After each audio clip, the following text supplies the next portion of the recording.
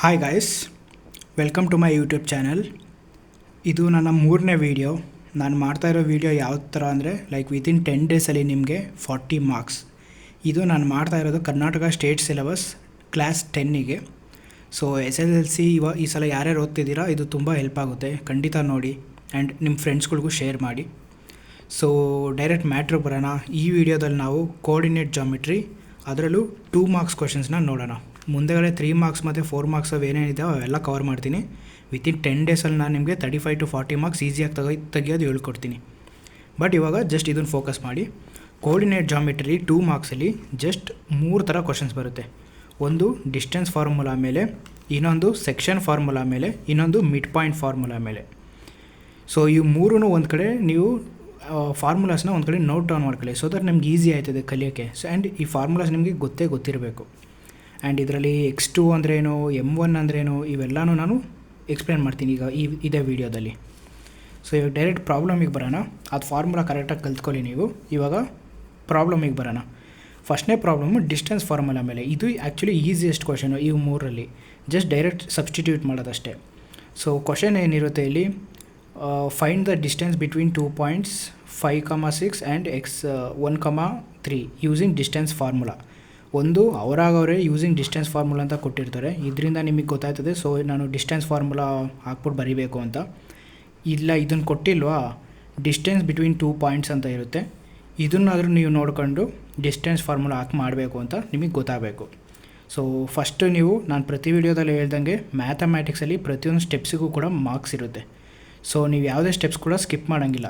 So ಕ್ವಶನಲ್ಲಿ ಕೊಟ್ಟಿರೋದು ಬರ್ಕೊಳ್ಳಿ. First given ಅಂತ ಬರೀರಿ, ಬರೆದಾದ್ಮೇಲೆ ಕಾಮ ಹಾಕ್ಬಿಟ್ಟು ಕ್ವಶನಲ್ಲಿ ಏನು ಕೊಟ್ಟರು ಅದನ್ನು ಬರೀರಿ. 5,6 ಮತ್ತು 1,3. ಇಲ್ಲಿ ನೀವು X1 ಮತ್ತು Y1 ವ್ಯಾಲ್ಯೂನ ಕಂಡುಹಿಡ್ಕೋಬೇಕು. ಸೊ ಫಸ್ಟ್ನೇದು ಬಂದು X1 ಮತ್ತು Y1 ಅಂದರೆ 5,6 ಏನೈತೆ 5 ಕೆಳಗಡೆ X1 ಅಂತ ಹಾಕಿ, 6 ಕೆಳಗಡೆ Y1 ಅಂತ ಹಾಕಿ. ಅದೇ ರೀತಿ 1 ಕೆಳಗಡೆ X2 ಅಂತ ಹಾಕಿ, 3 ಕೆಳಗಡೆ Y2 ಅಂತ ಹಾಕಿ. ಯಾಕಂದರೆ ಈ ವ್ಯಾಲ್ಯೂಸು ಫಾರ್ಮುಲಾದಲ್ಲಿದೆ. ಫಾರ್ಮುಲಾ ಬಂದು ಏನೈತೆ, ಡಿ ಅಂದರೆ distance is equal to square root of X2 minus X1 the whole square plus Y2 minus Y1 the whole square ಅಂತ ಫಾರ್ಮುಲಾ ಅದು. ಸೊ ನಾವೇನು ಕಂಡುಹಿಡಬೇಕು, ಡಿಸ್ಟೆನ್ಸ್ ಕಂಡುಹಿಡಬೇಕು. ಸೊ ಜಸ್ಟ್ ಸಬ್ಸ್ಟಿಟ್ಯೂಟ್ ಮಾಡಿ. X2 ಇರೋ ಜಾಗಕ್ಕೆ 1 ಹಾಕ್ತೀರಾ, X1 ಇಲ್ಲಿದೆ ನೋಡಿ, X2 ಜಾಗಕ್ಕೆ 1 ಹಾಕ್ತೀರಾ, X1 ಜಾಗಕ್ಕೆ 5 ಹಾಕ್ತೀರಾ, ಮಧ್ಯದಲ್ಲಿ ಮೈನಸ್ ಹಂಗೆ ಇರುತ್ತೆ, ಹೋಲ್ ಸ್ಕ್ವೇರ್ ಮಾಡ್ತೀರಾ, ಪ್ಲಸ್ Y2 ಜಾಗದಲ್ಲಿ 3 ಹಾಕ್ತೀರಾ, ಮೈನಸ್ Y1 ಜಾಗದಲ್ಲಿ 6 ಹಾಕ್ತೀರಾ, ಹೋಲ್ ಸ್ಕ್ವೇರ್. ಇದನ್ನು ಜಸ್ಟ್ ಸಾಲ್ವ್ ಮಾಡಿದಾಗ 1 ಮೈನಸ್ 5 ಅಂದರೆ -4 ದಿ ಹೋಲ್ ಸ್ಕ್ವೇರು, 3 ಮೈನಸ್ 6 ಅಂದರೆ -3 ದಿ ಹೋಲ್ ಸ್ಕ್ವೇರ್. ಇಲ್ಲಿ ಹೋಲ್ ಸ್ಕ್ವೇರ್ ಇರೋದ್ರಿಂದ ಮೈನಸ್ ಇರೋದು ಪ್ಲಸ್ ಆಗುತ್ತೆ. ಸೊ 4 ಸ್ಕ್ವೇರ್ ಅಂದರೆ -4 ಇಂಟು -4 ಲೆಕ್ಕ. ಸೊ ಅದು +16 ಆಯಿತು. ಇದು ಕೂಡ ಹಂಗೆ 3 ಇಂಟು 3 +9.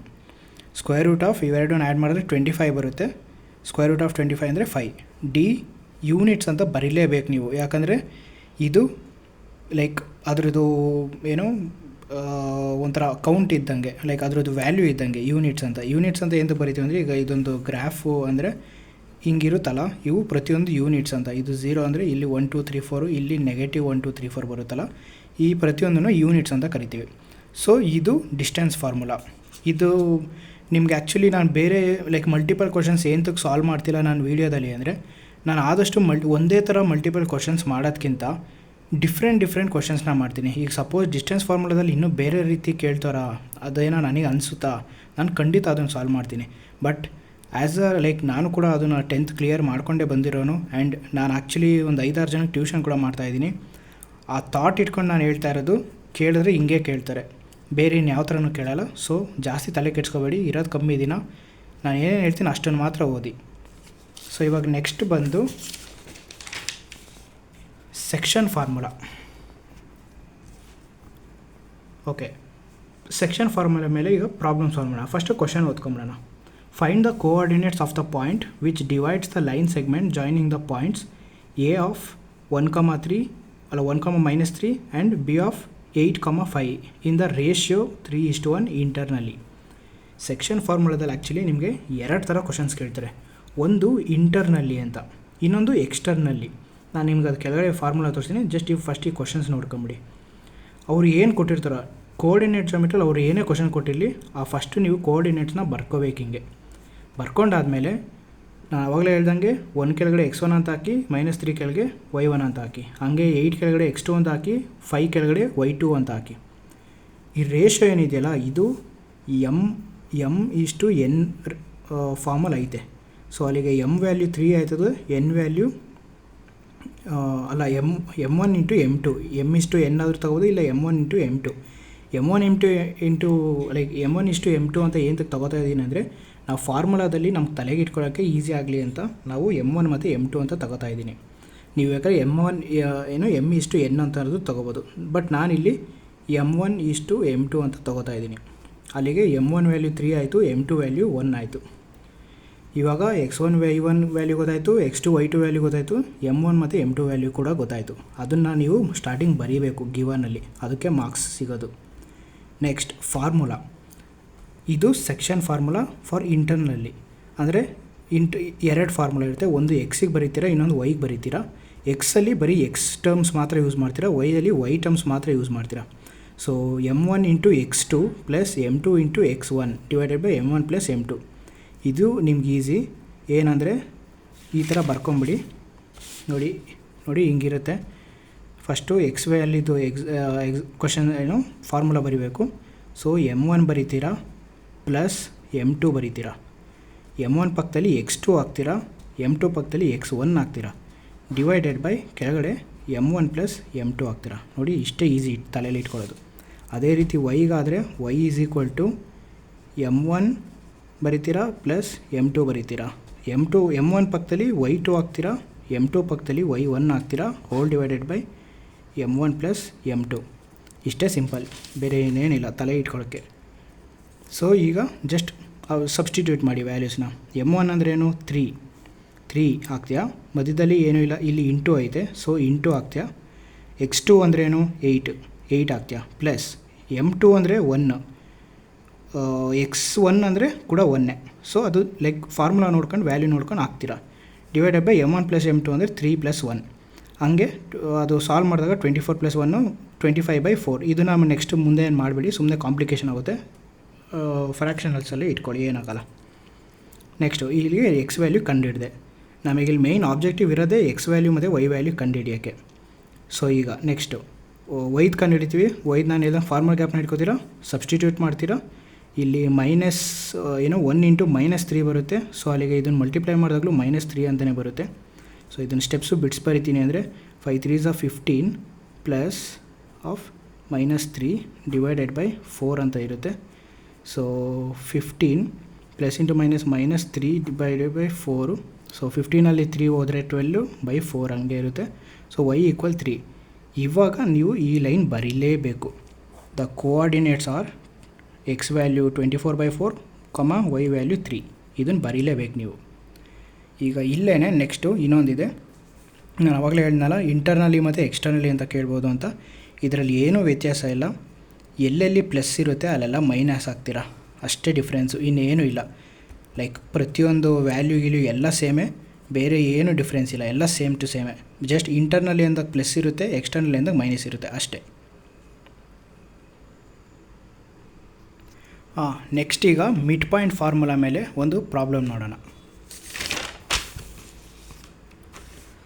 ನಾನಿಲ್ಲಿ ಏನಕ್ಕೆ ಆಗಲೇ ಮುಂಚೆನೇ ಬರೆದು ನಿಮ್ಗೆ ಎಕ್ಸ್ಪ್ಲೇನ್ ಮಾಡ್ತಿದ್ದೀನಿ ಅಂದರೆ ವಿಡಿಯೋ ತುಂಬ ಲೆಂತಿ ಆಗುತ್ತೆ.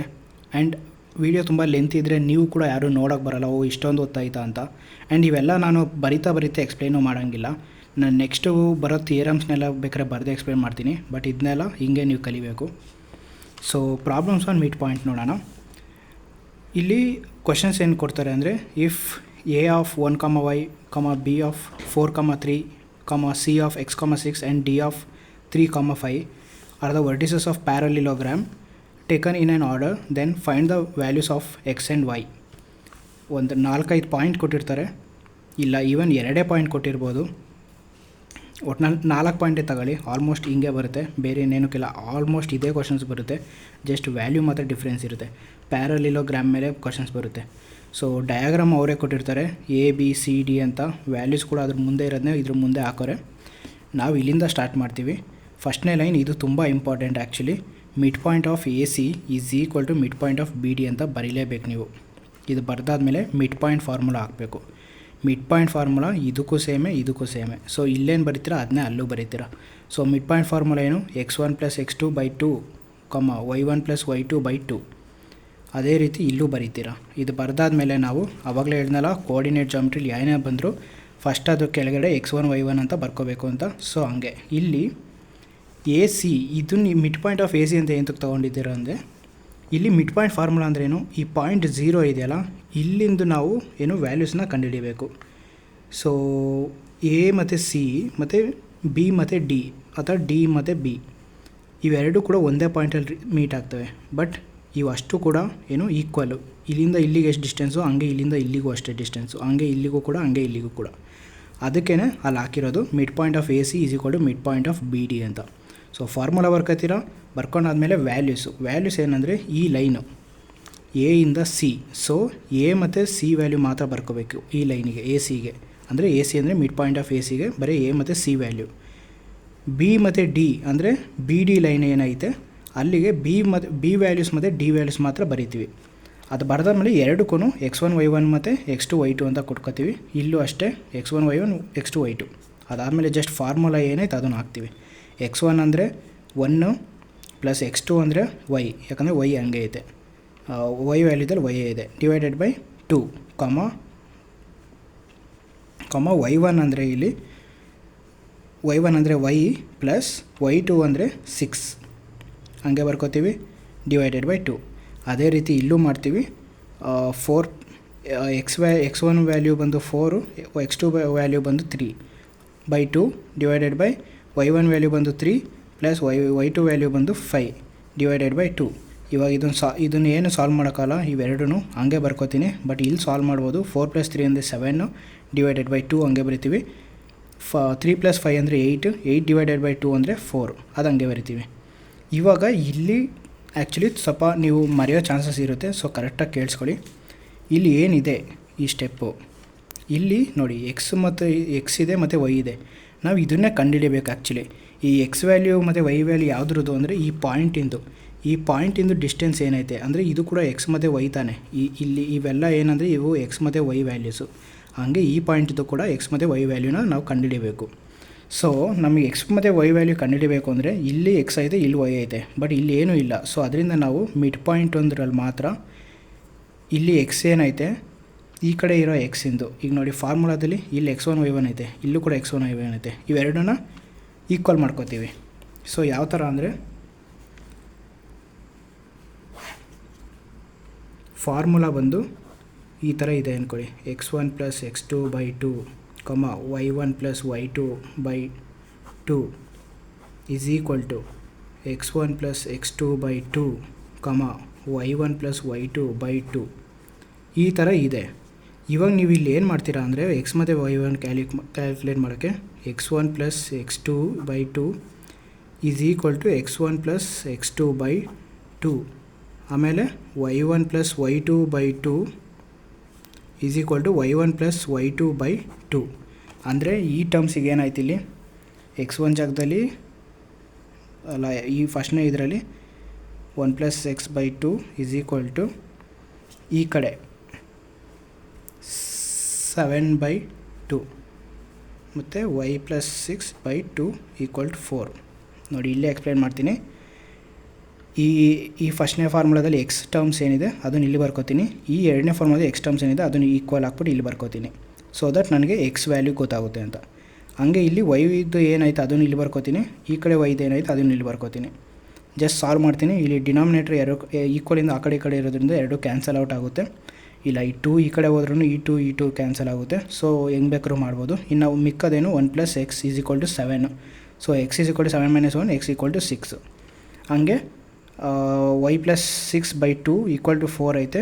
ನೋಡಿ ಇಲ್ಲಿ ಈ 2 ಈ ಕಡೆ ಹೋದರೆ ಕೆಳಗಡೆ ಡಿನಾಮಿನೇಟ್ರಲ್ಲಿರೋದು ಈ ಕಡೆ ಹೋದರೆ ನ್ಯೂಮರೇಟ್ರ್ ಆಗುತ್ತೆ. ಅಲ್ಲಿಗೆ ಈ 2 ಇಲ್ಲಿಗೆ ಹೋದರೆ × 2 ಆಗುತ್ತೆ. So 4 × 2 = 8, y + 6 = 8. y ಇದು ಸಾಲ್ವ್ ಮಾಡಿದ್ರೆ y = 2. ಇದು ಆ್ಯಕ್ಚುಲಿ ಮಿಡ್ ಪಾಯಿಂಟ್ದು ಕೋಆರ್ಡಿನೇಟ್ಸು. ಸೊ ಇಷ್ಟೇ ನಿಮಗೆ 2 ಮಾರ್ಕ್ಸಲ್ಲಿ ಆಲ್ಮೋಸ್ಟ್ ಇವು 3 ಕೊಡೋದು. ಸೊ ನೀವು ಇಲ್ಲಿ ಮೇಯ್ನ್ ತಲೆಯಲ್ಲಿ ಇಟ್ಕೋಬೇಕಾಗಿರೋದು ಏನಂದರೆ ಈ ಫಾರ್ಮುಲಾಸ್ ಗೊತ್ತಿದ್ರೆ ನೀವು ಆರಾಮಾಗಿ ಮಾಡ್ಬೋದು. ಈ ಫಾರ್ಮುಲಾಸ್ ತಲೆಯಲ್ಲಿ ಇಟ್ಕೊಳ್ಳಿ.